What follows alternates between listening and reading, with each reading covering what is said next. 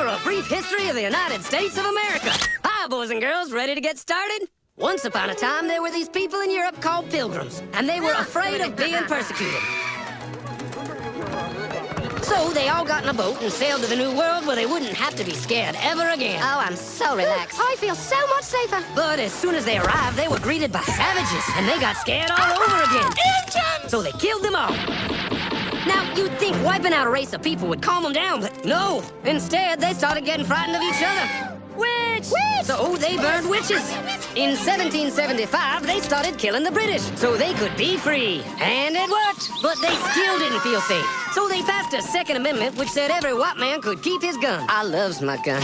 Loves my gun. Which brings us to the genius idea of slavery. You see, boys and girls, the white people back then were also afraid of doing any work. So they went to Africa, kidnapped thousands of black people, brought them back to America, and forced them to work very hard for no money.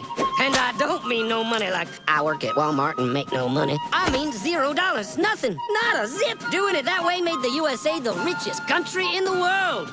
So did having all that money and free help calm the white people down? No way. They got even more afraid. That's because after 200 years of slavery, the black people now outnumbered the white people in many parts of the South. Well, you can pretty much guess what came next. The slaves started rebelling. There were uprisings, and old master's head got chopped off. And when white people heard of this, they were freaking out and going, I want to live. Don't kill me, big black man.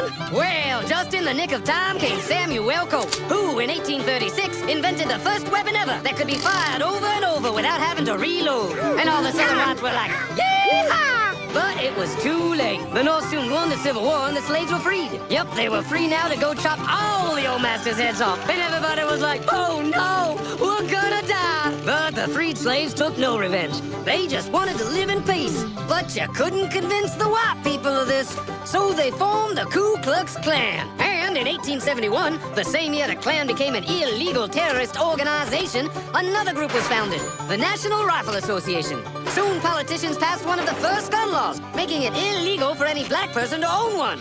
It was a great year for America, the KKK and the NRA. Of course, they had nothing to do with each other, and this was just a coincidence. One group legally promoted responsible gun ownership, and the other group shot and lynched black people. And that's the way it was all the way to 1955, when a black woman broke the law by refusing to move to the back of the bus. White people just couldn't believe it. Huh? Well, I won't say move. What's going on? Man, all hell broke loose. Black people everywhere started demanding their rights, and white people had a major freaky feel meltdown, and they were all like, run away! Run away!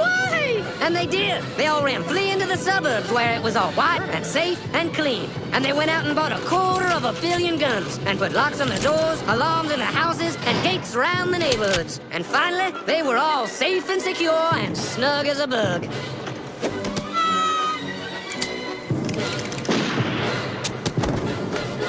And everyone lived happily ever after.